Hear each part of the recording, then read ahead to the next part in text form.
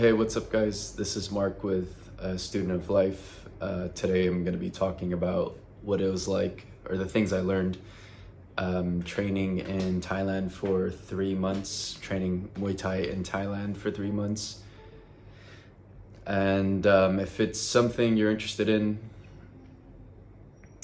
especially if you're into martial arts and you have the option to do it, then it's something I highly recommend. Because there are things you would just learn, I think, in Thailand that maybe you wouldn't learn in your country. And it's also just a different feeling when you're training with Thais, especially if they're professional fighters, especially if they're, in my case, I trained with at Suo Black's gym, and Suo Black is a fighter with one championship. So you get to see things at a very high level, how they're done, and you also get to see like how they are as a fighter and how they train. So the first thing I learned is, or one of the first things I learned from the entire 3 months of training is that your gas tank or your cardio is probably like the foundation to your ability, not only for your fight IQ, but your ability to keep the intensity up and to actually execute techniques and combinations at the level that you want them to be, and set things up and be able to keep the pressure. Because without your cardio or without the gas tank, then everything else just starts going down. Like your ability to think on the spot, your ability to be responsive to your opponent, knowing what to do, knowing how to react, throwing combinations, like everything follows your gas tank or your cardio. And how you develop your cardio or your gas tank is, I think, completely dependent on who you are as a person, in the sense like you'll figure out what's effective for you, what actually increases your gas tank. For me personally, I'm really not a fan of running. I played soccer since I was 3 years old until 18, and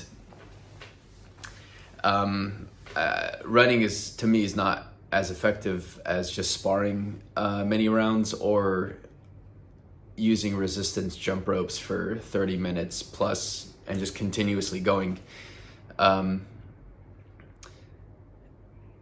Or you can do sprints, which is a recreation in some way of the fight, because it's something that is high intensity with short breaks and you just keep going and going.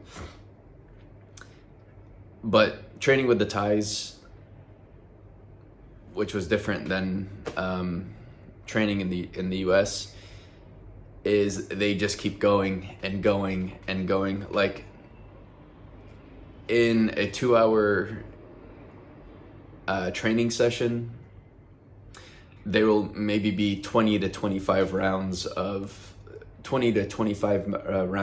3-minute rounds of things we're doing, whether it's sparring, whether it's bag work, whether it's conditioning, whether it's coordination. In those 2 hours, it's just nonstop. There's barely, even when you take a break, which is generally a minute or a minute and a half of a break, you're then required to do 10 push-ups, 10 sit-ups, or 20 push-ups on one break and 20 sit-ups on the next break.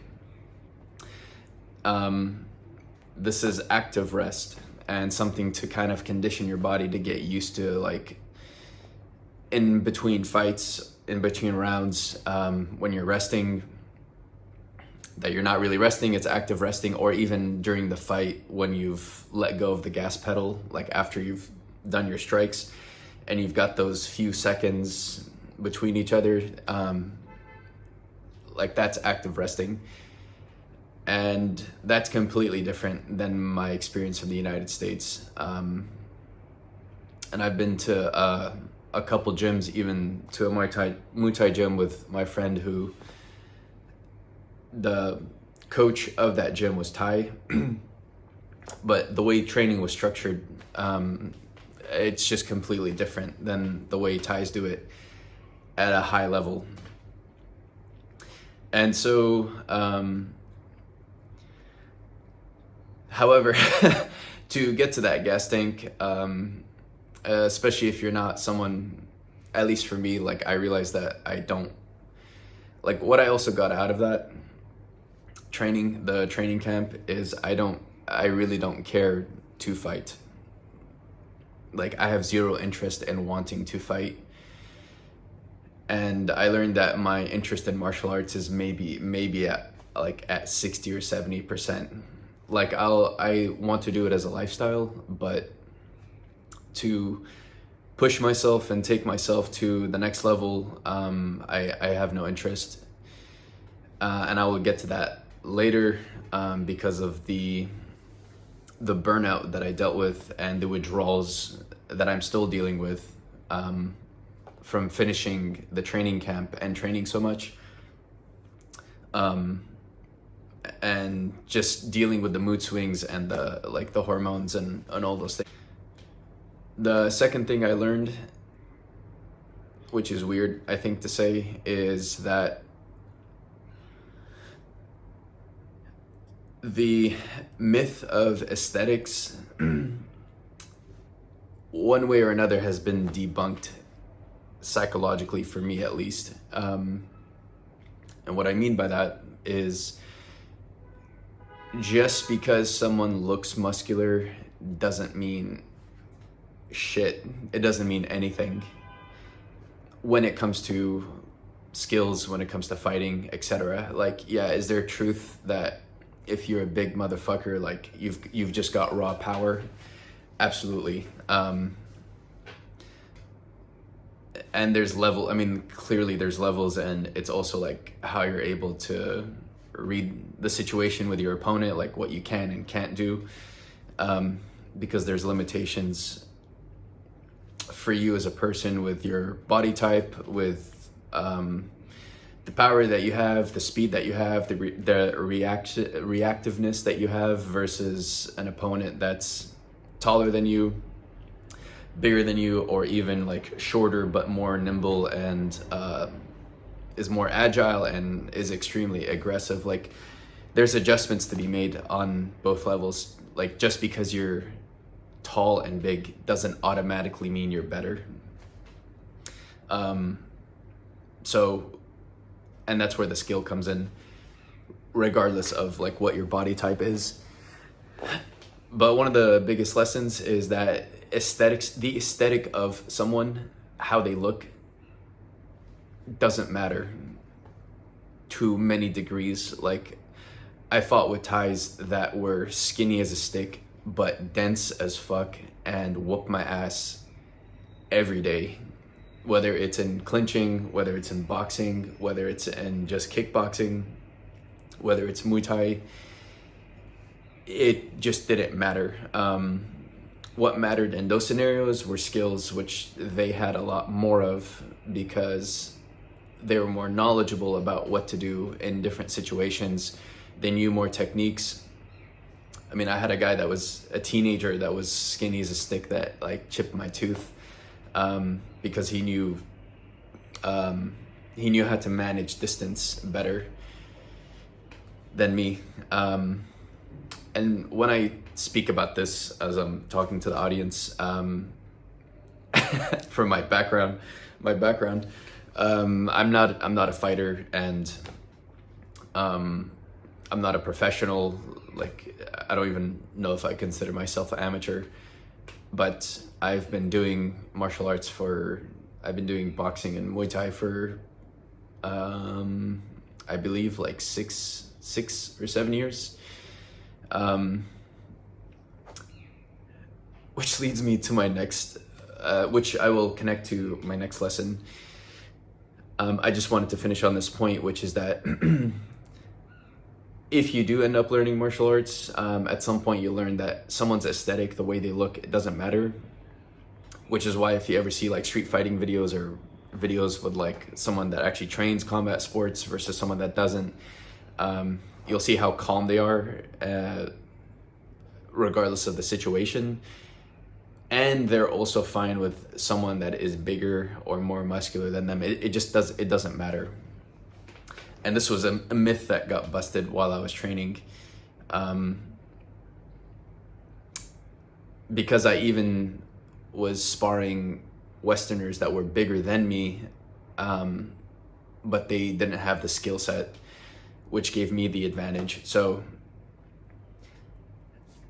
that's something I thought was important, psychologically, because if you don't do combat sports, and I think as a human, when you see someone that is bigger, like it registers in your primal brain as like more dangerous, but that shifts, especially when you've been under like intense sparring sessions or have gotten your ass whooped like a million times. That perception just shifts. Like you just see it different. I'm not saying that there's nothing valid about like big muscle mass equals more power. That's not what I'm saying. I'm just saying the perception changes. Which brings me to my next lesson, which is that, and it kind of hurts to say this, but just because you've been doing any martial art for a number of years, like for T time, it's not a reflection of how good you are and how skillful you are, because it is about the training that you received within that time that matters, that will actually bring it out, like the skills will come out of. And I learned, at least from when I was doing training, that there were a lot of things that we were doing that didn't bring me to the next level or make me more confident, or didn't push me to a level where my skills can grow, because that's what you need, especially like for example, in boxing. My head movement and my body movement didn't start getting good until I did those 3 months in Thailand, because we were going, not only were there hard sparring sessions, because just because you go hard doesn't mean you learn anything. It's just that the volume was there, and there's just no way you can't process the information at some point, regardless of your skill level, on how to move and how to take incoming strikes, or how to respond to incoming strikes, and just learn to move and also figure out your own way of moving. And what we used to do at my gym in the US is just strictly pad drills. Like, and I get the value of just doing pad drills, because you're going, you're supposed to go, the idea is that you're supposed to go 100%. And then that transfers to pad drills or back drills.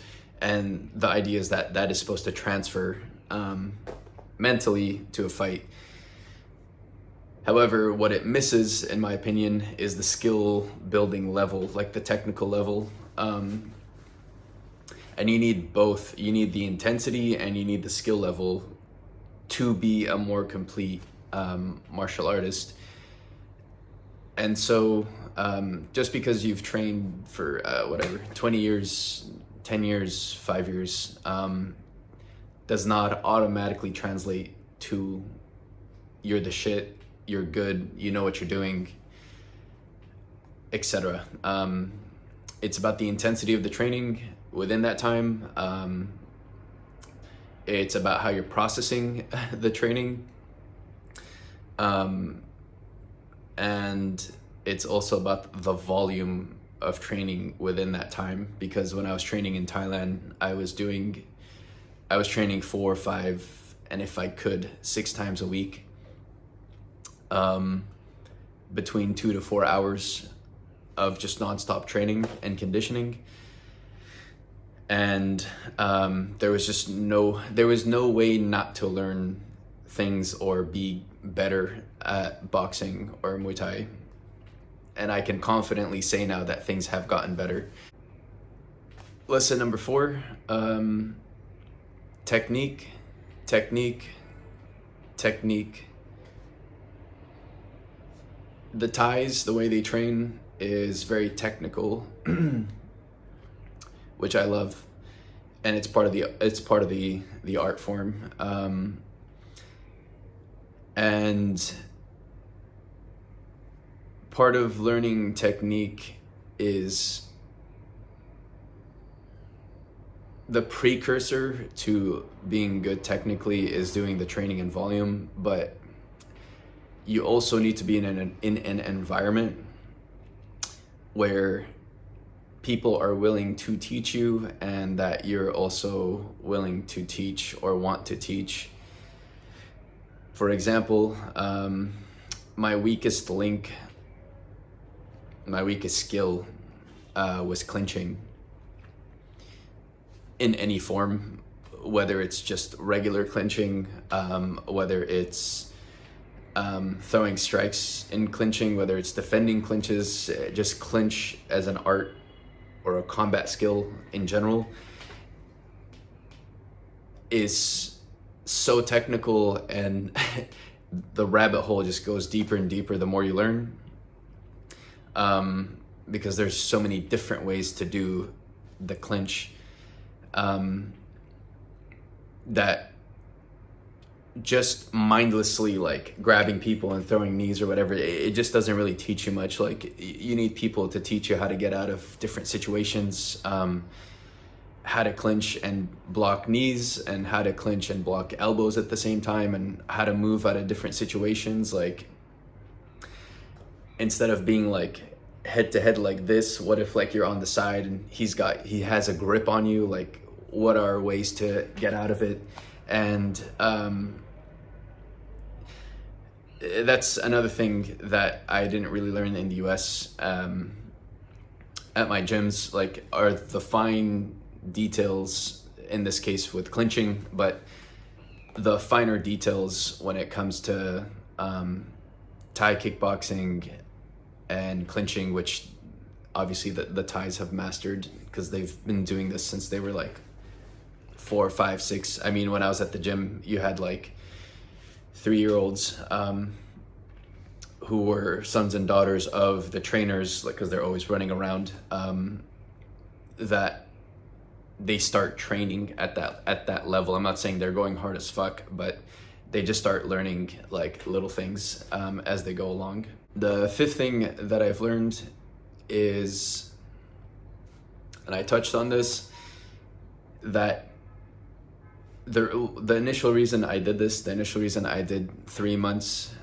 that's what I wanted, of hard training, is I wanted to get closure or get a feeling of what that lifestyle would be like, if that's something I would be interested in, because I had times or moments where I was really into martial arts, and I had a lot of influence from my friend because of that. And so I wanted to get closure and see if this is a lifestyle I wanted, where you wake up every day and you train all day. The training's brutal as fuck. You're tired at the end of the day. Like, it was a good day. But one thing that I didn't know at all, I didn't know this, like how training can affect you at different levels, is I was going through heavy levels of fatigue, but not just normal fatigue. I was just going through what's called like central nervous system fatigue, and like I was feeling numb on many levels, and there was a point in my training where I had to take a break, about 5 days of break, because I couldn't get out of bed because my testosterone levels were just completely on the floor, because at the time, like even when we would finish the 2 hours of training, and within those 2 hours, like you've already done 100 or 150 push-ups or 100 and 150 sit-ups and like 20 rounds of whatever it is you're doing, I would then finish that training and then go do another set of 100 push-ups, 100 sit-ups, 40 pull-ups, weighted squats, weighted sit-ups, etc. And I did this for about a month, every day, back to back. Yeah, I didn't realize that would fuck you up on a whole, like it would just fuck you up more. And I also didn't know, because my knowledge of just how your body responds to training wasn't that good, that when you're training hard, that your body's releasing cortisol a lot, especially if you're doing it every day, especially if you're not used to this, and the Thais are used to this, or athletes in the States, or athletes in general. They're used to this level of stress on their bodies, and I wasn't. And I had so much cortisol built up in my body that it suppresses the testosterone. And when the testosterone is suppressed, then you have low motivation, low libido, like your sexual motivation for mine was zero. You feel numb, you have brain fog. And there was a period where I needed to take about a week break because I couldn't get out of bed. I didn't want to get out of bed. My sexual motivation was, like I said, zero. My appetite, because cortisol affects appetite, you don't feel like you want to eat, which then creates this like feedback loop with testosterone and feeling better and recovering, etc. I didn't feel like I wanted to eat. My body was just swollen from the training. And I just felt numb. Like, I don't know how else to say it. Like, there are many layers of feeling numb. Like, even the feelings that I have for my lady was just completely like blanketed over, and I was just in an extremely numb state. And that didn't go away. Like, I still finished the remaining months of training. I changed some things, like for example, I didn't do the extra push-ups and sit-ups and etc. at the end of the training session. I went to a sauna and cold plunge at the end of the week. I would eat more sugar and fats and carbs. But there was a point in my training where I told myself, and I realized this, that I don't want this anymore. And that was, I think, 2 months into my training. And that also cracked me psychologically, because you initially, like naturally, after you've trained that much, you do wake up and you're like, fuck, I don't want to go to training. And then on top of that, psychologically, I knew I just didn't want this anymore, but I still did it anyways. And that amplified, I don't know what to say, like the damage psychologically, or the like the numbness feeling, because you're just trying to protect yourself mentally. And so when I finished the whole training camp, immediately I had this sense of relief in my mind, but that was the beginning of recovery. And this is leading me to my 6th lesson, which is recovery. I didn't know that,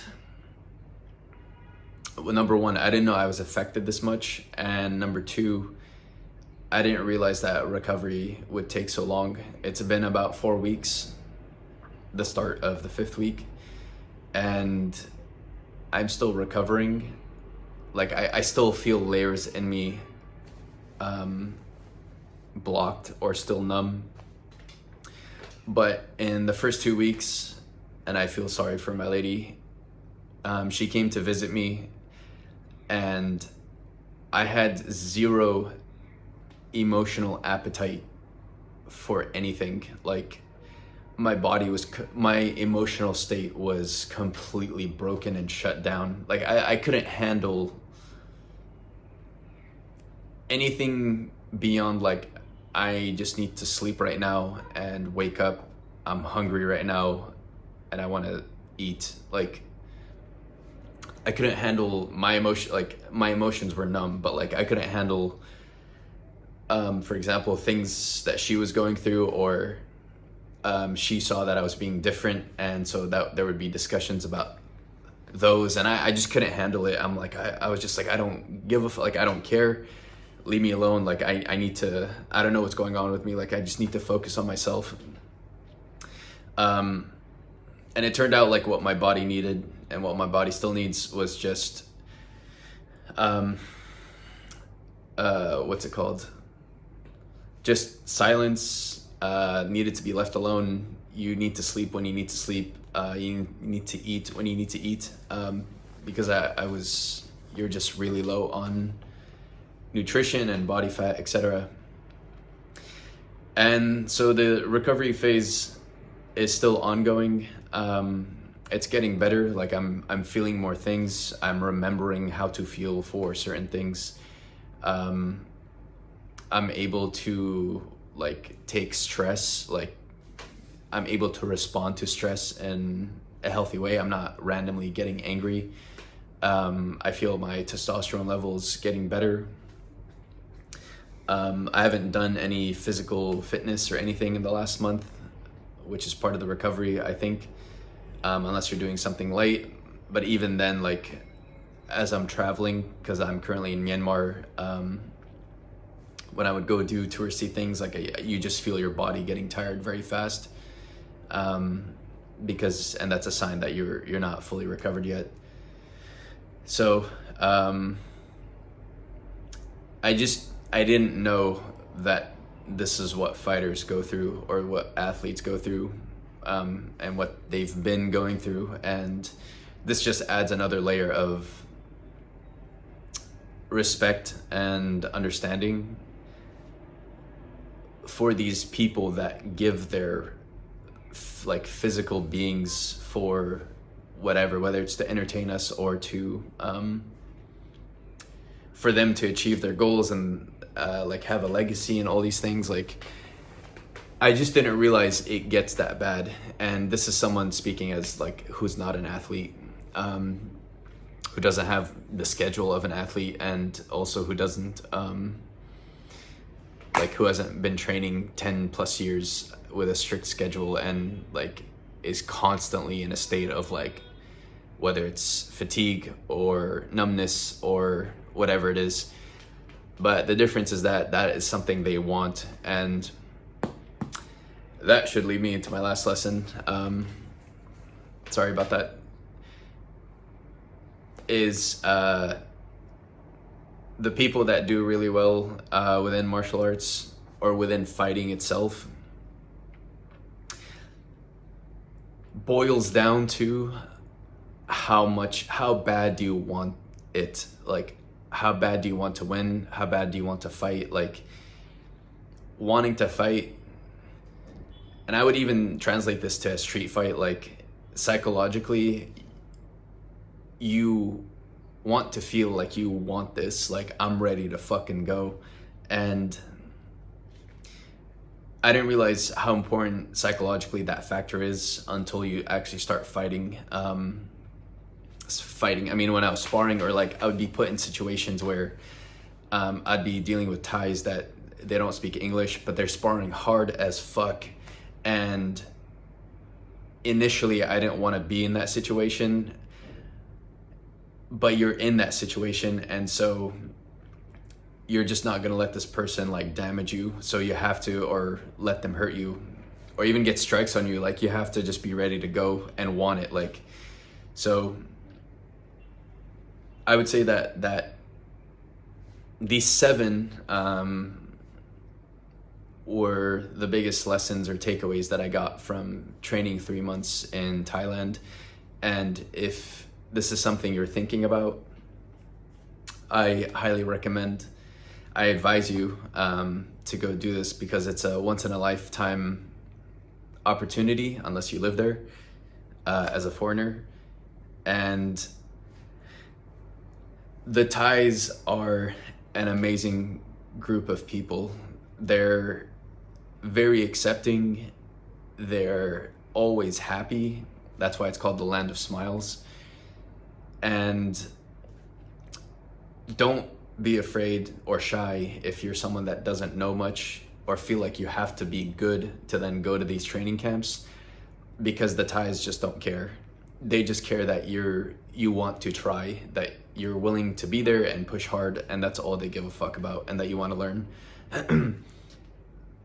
And always show respect, because respect is just, it's like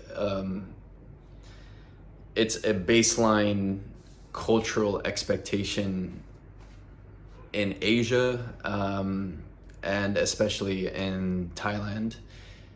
Always be respectful, otherwise you're gonna get a fucking head kick to the face. So, or a foot to the face. So these are the 7 lessons. If you have any questions, just throw them in the comments or shoot me an email. This is Mark from A Student of Life. I hope you enjoy the video. Peace. See ya.